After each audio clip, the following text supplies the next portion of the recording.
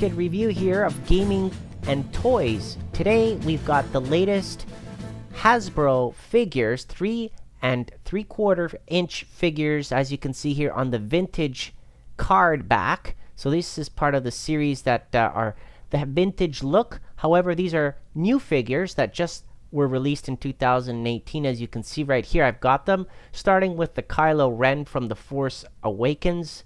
And, well, what's different between this type of figure and another type of Star Wars figure that you might get that's also the same size? Well, obviously the card back, very nice vintage look and feel. The graphics right there, you can see it comes in a set in this wave of 6 figures, of which I have 3 out of the 6 to show you today. And basically, this is a step up from what you would get on the standard 3 3/4 inch figures, such as this other one that I just happen to have here, and I'll put it side by side so you can see. So when it comes to the paint application, the materials, the quality, the likeliness, all of that, you're going to get a real difference and a step up between your standard figure and a vintage series or a black series figure such as this one here. So again, you can see right off the bat, this one has cloth. It does have more points of articulation, and here it is out of the box again, so you can get a good idea on what I'm talking about. You know, it does have the cloth, it does have rubber feel to it in certain parts, and you can see the detail there and the paint apps. So the application of the paint on the face, the sculpt, everything, there's a little bit more when it comes to detail, right? And that's why you would get a vintage series or a black series figure such as this, not just because it has the articulation and you can bend the arms and the legs and move things around. Obviously that does help, so you can pose them, but I do like, of course, you know, the sculpting, the mold, the way that they make this, and then the materials, such as his cape right there. You don't get that in the standard figure, right? It's just all hard plastic, and this one has layers in there as well. So this is definitely a bump up, and it looks great. You know, you have it on your shelf with all your other figures there posed, and this looks really cool, right? Especially, you know, it's more realistic when they mix the materials as opposed to just being plain plastic. And like I said, it does have the articulation, right? So you can obviously bend at the knees, move around the feet, twist around the hip, and of course the arms and the head. Well, the head might not move as much because of the way the cape is designed, but in most cases it does. So it depends on the figure that you get and the sculpture, whether or not there's more freedom to move than others. But definitely a cool figure. I mean, look at that stance there with his lightsaber, you know. Pretty neat, pretty neat. And he does come with a nice little compliment here on the First Order StormTrooper. You can see right there, also from The Force Awakens, so the same movie, as you can see. Nice back image there on the card with that old vintage look and Kenner at the bottom. And you can see there the figure. Again, if you put this side by side with a standard release of the same figure, which I just happen to have right here, you'll notice the difference, right? Not just in the quality and construction, but the detail, right? The paint apps.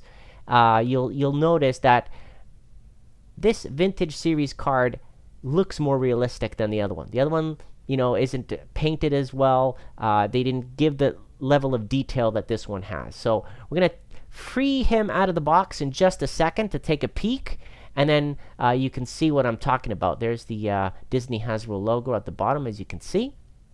And here he is out of the box. He or she, of course, we don't know.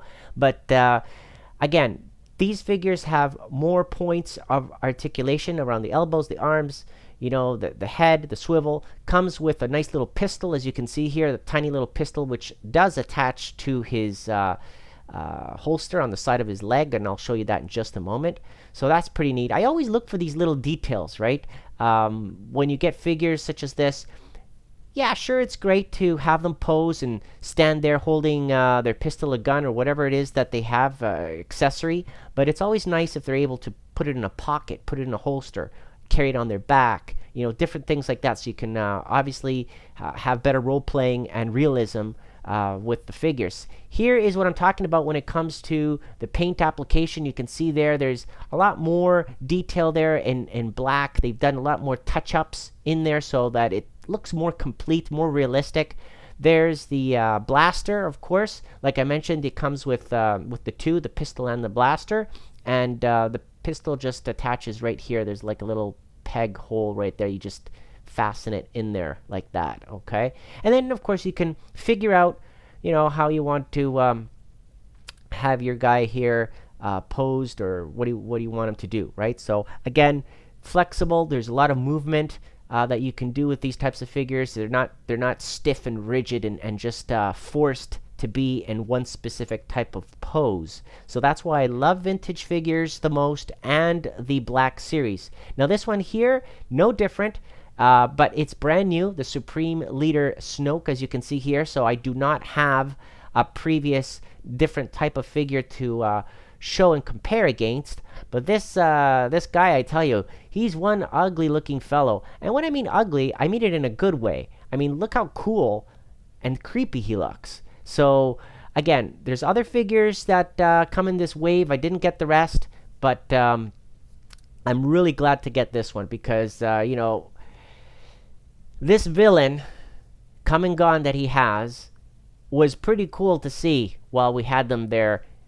And I mean, it's a mystery. I mean, look at him. He's got like all these deformities or burnt marks around his face and the rest of his body. Actually, he's almost down to the bone, down to his skeleton there.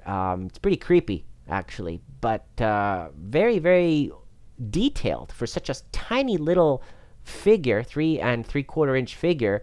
Hasbro there with Disney did a really great job in trying to give as much detail. Look around the neck and everything.